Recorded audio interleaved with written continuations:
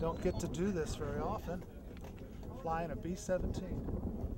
That's important. And men like our instructor have lived with this airplane long enough to become pretty good friends with her. So his job is just a matter of giving you the benefit of his experience. Well, I'm going to start by giving you all a little bit of history on the airplane. It was built in August of '45, came on right at the end of the war. Didn't see any service whatsoever. The government actually sold the airplane surplus for $2,000 to the smelter. The smelter doubled the price to $4,000, sold it to Pratt & Whitney. They modified the airplane tremendously and moved the cockpit back 47 inches and put a fifth engine in the nose, which was a T-64 turboprop. And they flew the airplane as a turbine engine test bed up until 1967. They would take off on all four piston engines, shut those down and feather them in flight and run around on the single engine turbine. And they flew the airplane that way again until 1967, donated it to a museum in Connecticut, where a tornado came through, threw some heavy airplanes on top of it and broke the airplane in half. This is pretty neat, isn't it? And we acquired it about 12 years later and spent 15 years building it. Coincidentally, after the war, you could buy these for a couple $1,000s, drain the fuel out of the tank, sell the fuel for more than you paid for the airplane, and then sell the airplane to the smelter, which was a huge business. This airplane is painted in the colors of the original Liberty Bell that flew 64 missions with the 390th Bomb Group based in Framlingham during the war. Our president and founder, Don Brooks, his father was the original tail gunner on the Liberty Bell, so he built the airplane as a tribute to his father and certainly all of our World War II veterans. Routine, like this circle tour of the airplane at the start, for instance, makes the student's life a lot simpler.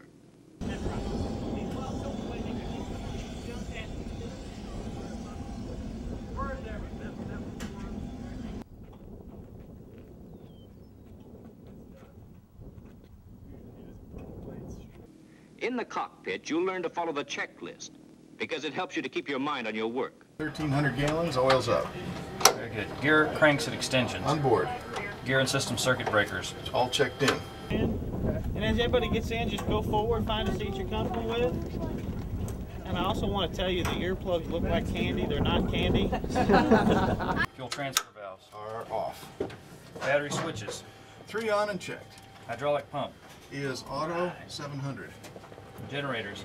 60-some years ago, they were going in harm's way. Bombing Germany. Brave young men, 19, 20, 21 years old. Some never came back. What a piece of history.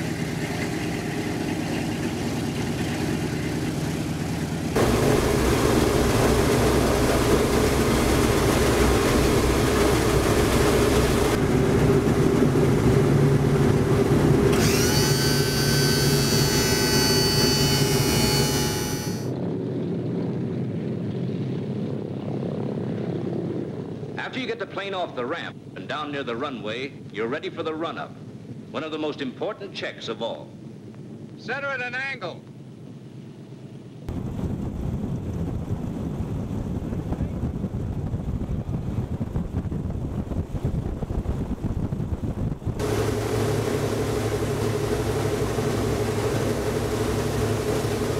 That gets all your props safe over concrete for the run-up. And if there's a guy behind you, you won't blast him when you rev him up. As your co-pilot, the instructor locks the tail wheel while she's rolling, so that when the wheel's in line, the lock pin will drop into place. Tail wheel locked. And brakes. Brakes set.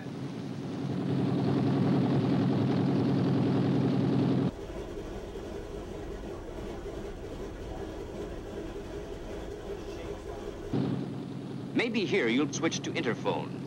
Easier to talk that way. Then the checklist again, and the instructor's command to check trim tabs. Set them at 0. Elevator trim tab, rudder, aileron. You advance throttles to 1500 RPM for turbo exercise.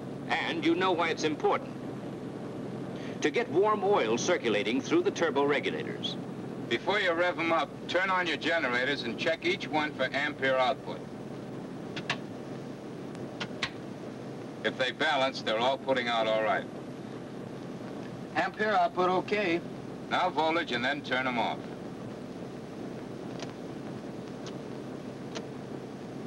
Check mags at 28 inches, starting with number 1. While you're boosting manifold pressure, you remember there's a backfire hazard during the mag check.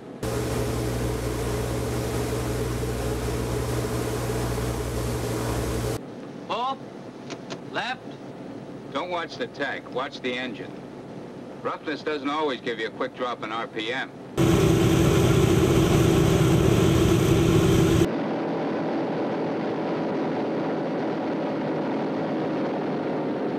Back to command to call the tower for takeoff clearance.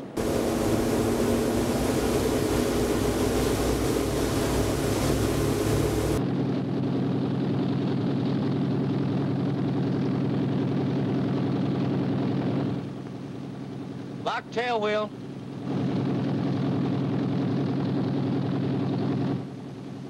Parking brakes. Hold it with your feet on the runway. Less hazard if you have to get away fast. Gyro.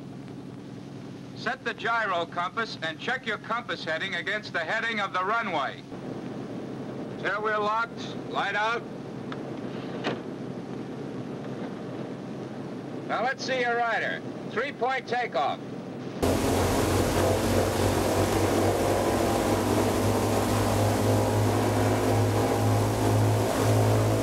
Point? 3-point. Hold the tail down, but don't give it enough pressure to cause a lot of wheel drag. You'll have rudder control by the time you're hitting 50 miles an hour.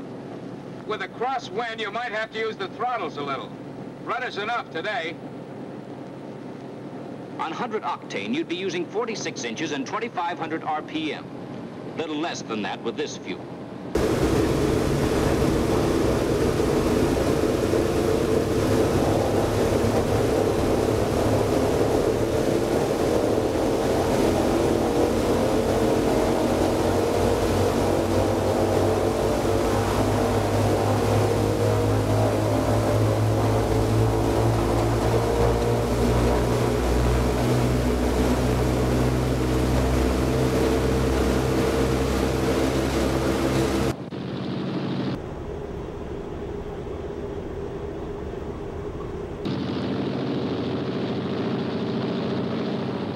You'll leave the ground at around 100 miles an hour.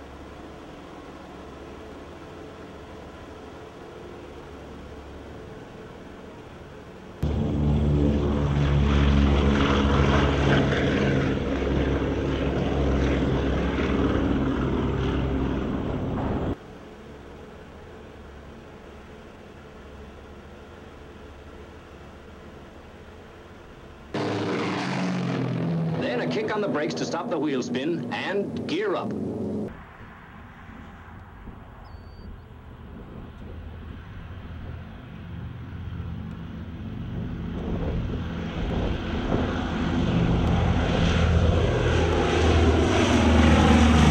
In takeoff emergencies, the bare belly is better than wheels. Check the light, visual inspection later. 130 safe airspeed for power reduction.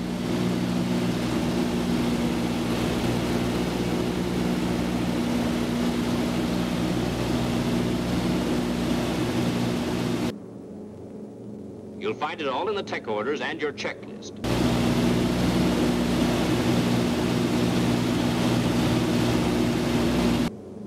Co-pilot trails cowl flaps, returning each valve to the locked position.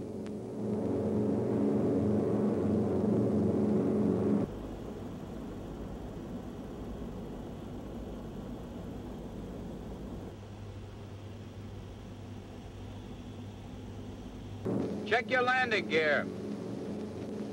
Up left. Up right. And when your flight engineer gets an okay on the tail wheel, the switch is returned to neutral.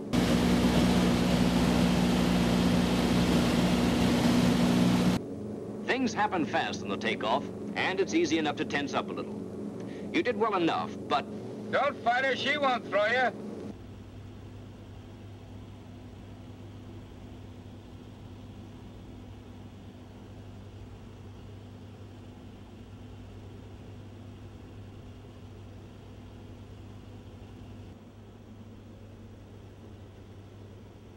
Let's switch back to interphone again. Do you always use this power setting for climbing? Yes, with 91 grade fuel and up to 30,000 feet. Are you keeping her trimmed? Turbo and throttle settings always depend on altitude. For instance, if we'd taken off from a sea level field, we wouldn't need turbo or even full throttle for the early part of the climb. Another thing, always cut down manifold pressure before RPM. What's your altitude? We're nearly 1,000 feet above the field. Fuel boost pumps off? At 1,000 minimum. Check fuel pressure before and after.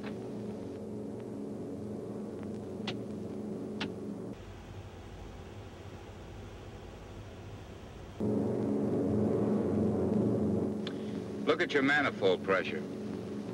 Manifold pressure will creep up steadily on the climb if you don't watch it.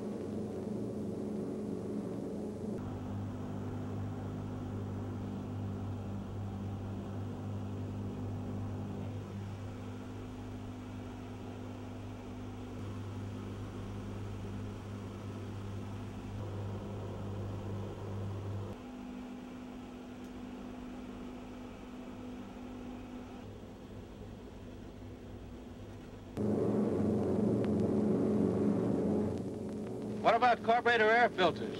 Turn them off at 8,000. Don't often hit dust above that. Filters take air from inside the wing. In the kind of weather that ices up carburetors, air inside the wing is drier and warmer than that you'd get from the ram air intake.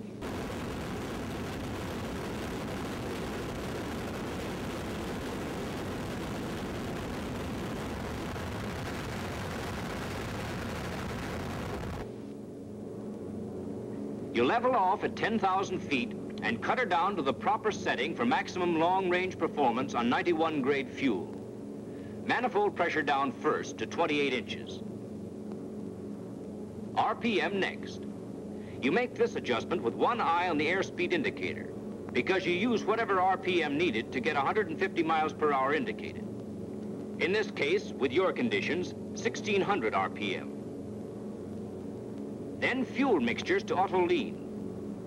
And your co-pilot closes cowl flaps since you have a safe margin in head temperature.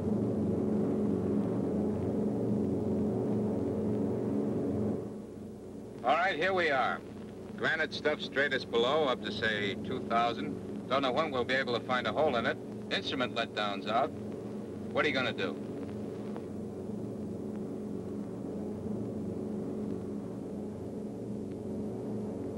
Don't you like it up here? Like it better down a bit if I'm low on fuel. Need less power and less fuel for a given indicated airspeed. Air's not so thin. Props take fewer horses. Crew positions. Automatic pilot, off. Crew members at their proper stations. Side guns stowed. Ball turret guns up and pointing rear. Booster pumps on. Your power plant should be ready for full takeoff power in case a go-round is necessary. Mixtures auto-rich, intercoolers cold, carburetor filters on, wing de-icers off.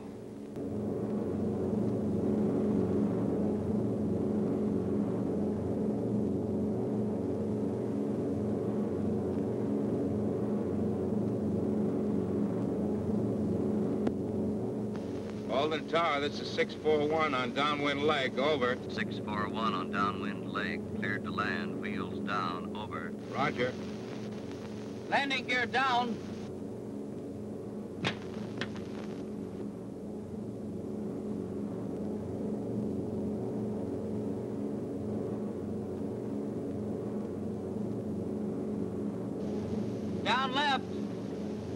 Down right.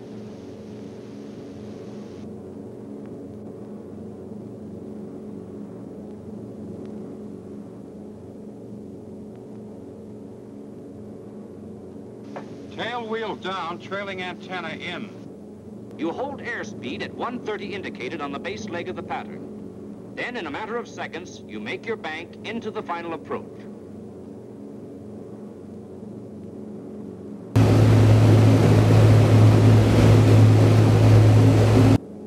Full flaps. High RPM. 120. 115. Don't close your throttles until you're sure of a landing. 112.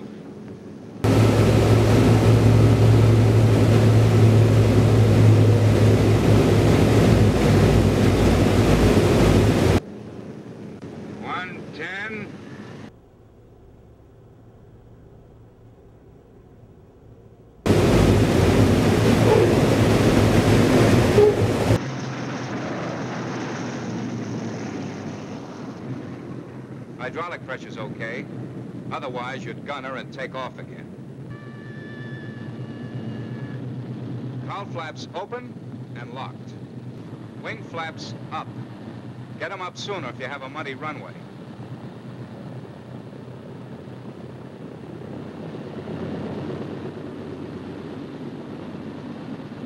Tail wheel unlocked.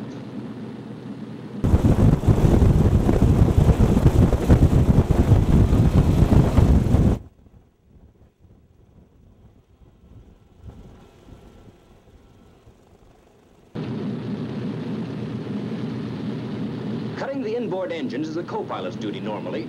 The pilot should keep his mind on his taxiing. But it's quiet on the hangar apron today, and the instructor asks you to do it.